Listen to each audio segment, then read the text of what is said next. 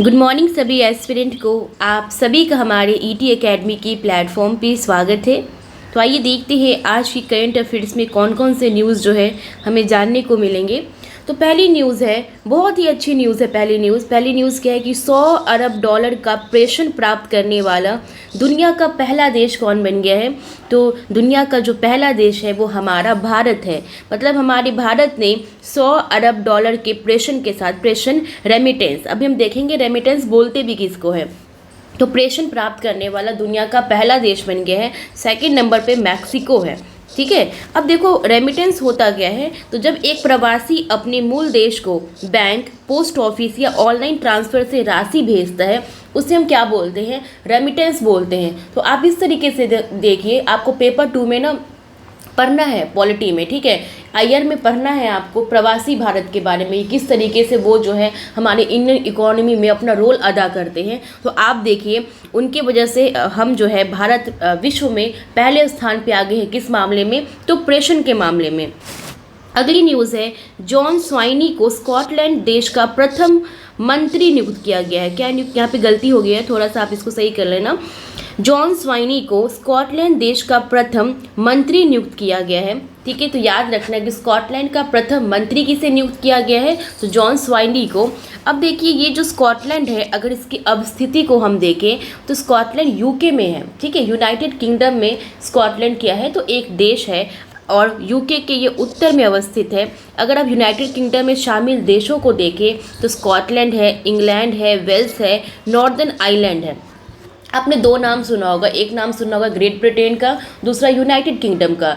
तो great Britain में कौन कौन से देश हैं, तो स्कॉटलैंड, इंग्लैंड और वेल्स। बट जब इसमें नॉर्दर्न आयरलैंड शामिल हो जाता है तो इसे हम किसके नाम से जानते हैं, तो यूनाइटेड किंगडम के नाम से जानते हैं। अगर स्कॉटलैंड की राजधानी देखें तो राजधानी कहाँ है इसकी, तो एडिनबर्ग में स्कॉटलैंड की राजधानी है। अब देखिए, अभी हाल ही में संयुक्त राष्ट्र के द्वारा 25 मई के दिन को प्रत्येक वर्ष विश्व फुटबॉल दिवस के रूप में मनाने की घोषणा की गई है।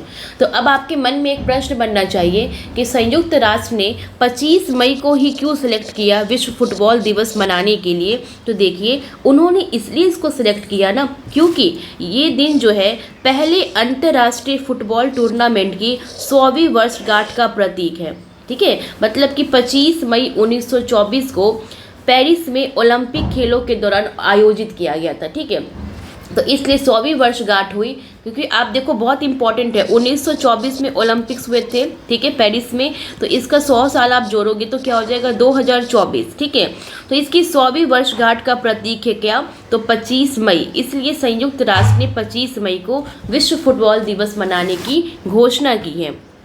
संयुक्त राष्ट्र महासभा के बारे में देखिएगा तो इसका गठन 1945 में हुआ, मुख्यालय न्यूयॉर्क में है और इसके प्रमुख कौन है, डेनिस फ्रांसिस। कौन है प्रमुख, तो डेनिस फ्रांसिस जो है वो संयुक्त राष्ट्र महासभा की प्रमुख हैं। अगली न्यूज़ है, आर्मी वेलफेयर प्लेसमेंट ऑर्गेनाइजेशन शिखर सम्मेलन का आयोजन कहाँ किया जा रहा है, तो दिल्ली में किया जा रहा है। ये सब ऐसी न्यूज़ है कि एक बार बस नज़र हमें डाल लेना है। ठीक है, अगली न्यूज़ है कि हेनले एंड पार्टनर्स और फर्म न्यू वर्ल्ड वेल्थ की रिपोर्ट के अनुसार, किसकी रिपोर्ट के अनुसार, तो हेनले एंड पार्टनर्स और फर्म न्यू वर्ल्ड वेल्थ की रिपोर्ट के अनुसार दुनिया के टॉप 50 सबसे अमीर शहरों में भारत की बस 2 ही शहर शामिल है। एक आपका मुंबई है और दूसरा दिल्ली है। अब आपसे रैंकिंग पूछ लिया जाएगा। पहला क्वेश्चन तो पूछ सकते हैं कि 2 मतलब कितने देश शामिल हैं, तो आपको पता चल गया 2 देश शामिल है। फिर पूछ सकते हैं कौन कौन से देश शामिल है, तो मुंबई है और दिल्ली है। तीसरा क्वेश्चन क्या बन सकता है, रैंकिंग पूछ लेंगे, तो मुंबई की रैंकिंग 24वां है और दिल्ली की रैंकिंग कितनी है, तो 37वां है। यहाँ पे लिखा भी हुआ है मुंबई का 24, दिल्ली का 37वां। और अगर आप रैंकिंग में देखो, ये जो रैंकिंग निकाली गई है हेनले एंड पार्टनर्स और फर्म न्यू वर्ल्ड वेल्थ की, तो इसमें सबसे टॉप पे कौन है, तो सबसे टॉप पे न्यूयॉर्क है। कौन है, न्यूयॉर्क, जो इसके बारे में अभी थोड़ी देर पहले हमने पढ़ा था कि संयुक्त राष्ट्र महासभा का मुख्यालय कहाँ है, तो न्यूयॉर्क में है। अगली न्यूज़ है कि उत्तराखंड राज्य सरकार के द्वारा पिरुल लाओ पैसे पाओ अभियान शुरू किया गया है।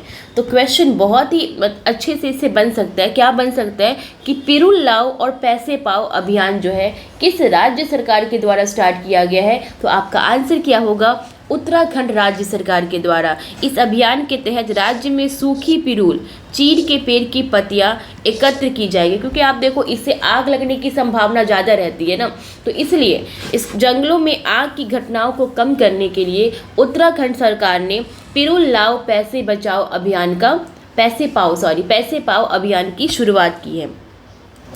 अब देखिए AI spokes person Victoria she Ukraine देश ने लॉन्च किया है। तो यूक्रेन देश ने विक्टोरिया शी के नाम से क्या लॉन्च किया है, तो एआई स्पोक्स पर्सन को लॉन्च किया है। तो पूछा जा सकता है कि हाल ही में विक्टोरिया शी के नाम से किस देश के द्वारा अपना एआई स्पोक्स पर्सन को लॉन्च किया गया है, तो आपका आंसर क्या होगा, यूक्रेन होगा।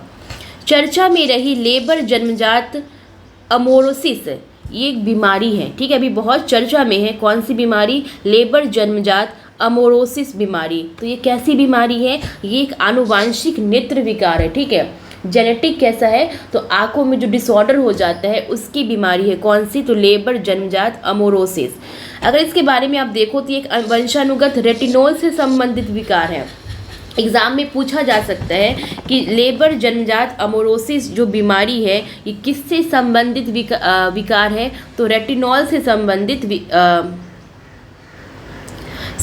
क्या है, तो विकार है। यह बच्चों में जन्मजात अंधेपन का सबसे आम कारण है। अगर आप देखो रेटिनॉल जो है वो किसका साइंटिफिक नेम है, ये साइंटिफिक नेम किसका है, विटामिन ए का है, ठीक है। तो रेटिनॉल किसका साइंटिफिक नेम है, तो विटामिन ए का रेटिनॉल जो है वो साइंटिफिक नेम है। तो इससे आप ये भी याद रखना, और ये इसी से संबंधित विकार है। कौन सा, तो लेबर जन्मजात अमोरोसिस।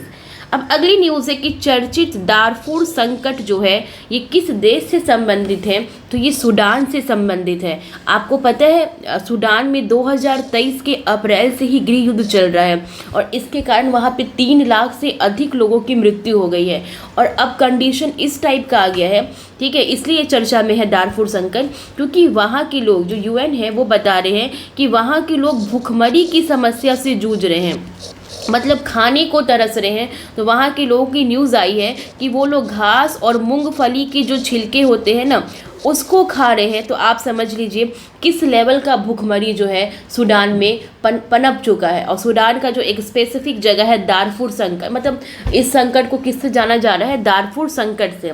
तो याद रखना आप दो कि दारफुर संकट जो है वो किस देश से संबंधित है, तो सूडान से संबंधित है। अगली न्यूज़ है, चर्चा में रहा किनमेन द्वीप जो है ये किस महासागर में स्थित है, तो प्रशांत महासागर में स्थित है। एक्चुअली आप किनमेन द्वीप का स्थिति देखोगे तो ये ताइवान और चाइना के बीच में ये जो है अवस्थित है। अब इस पे ऑफिशियली अधिकार किसका है, ताइवान का है, बट चाइना जो है वो अपने सैनिकों को क्या कर रहा है, यहाँ पे सैनिकों को भेज रहा है, ठीक है, किस पे, इस पे अधिकार करने के लिए। तो इसलिए ये जो है हमें न्यूज़ में देखने को मिल रहा है। तो किनमेन द्वीप के बारे में देखोगे ताइवान द्वारा शासित है। किनमेन द्वीप को क्यूमोय के नाम से भी जाना जाता है। तो प्रश्न बन सकता है किनमेन द्वीप को किस नाम से जाना जाता है, तो क्यूमोय के नाम से जाना जाता है। यह चीन के दक्षिण पूर्व में स्थित है। आप देखो यहाँ पे मैप मैं सही से नहीं बना पाई हूँ, ठीक है। तो चाइना का साउथ नीचे है और पूर्व ये है, तो साउथ ईस्ट में क्या है, तो किनमेन द्वीप जो है अवस्थित है। चीन और किनमेन द्वीप के बीच में एक खाड़ी है जिसको क्या बोलते हैं, जियोमेन खाड़ी। यहीं पे छोटा सा एक खाड़ी है जिसका नाम क्या है, तो जियोमेन खाड़ी जो है वो अवस्थित है। तो आज की न्यूज़ इतनी है हमारी टॉप 10 करंट अफेयर्स में। उम्मीद है कि आपको सेशन पसंद आया होगा। प्लीज़ आप लोग कमेंट करके ज़रूर अपना फीडबैक दिया कीजिए कि आपको सेशन कैसा लगा, ठीक है। और थोड़ा सा डिसकंटिन्यू हो जाता है कभी कभी, तो इसका रीज़न तबीयत ख़राब थी, इस वजह से डिसकंटिन्यू हो गया था। बट कल संडे है, कल भी हम इसको करंट अफेयर्स को कंटिन्यू करेंगे, ठीक है। फिर मिलते हैं, बाय सभी को, थैंक यू।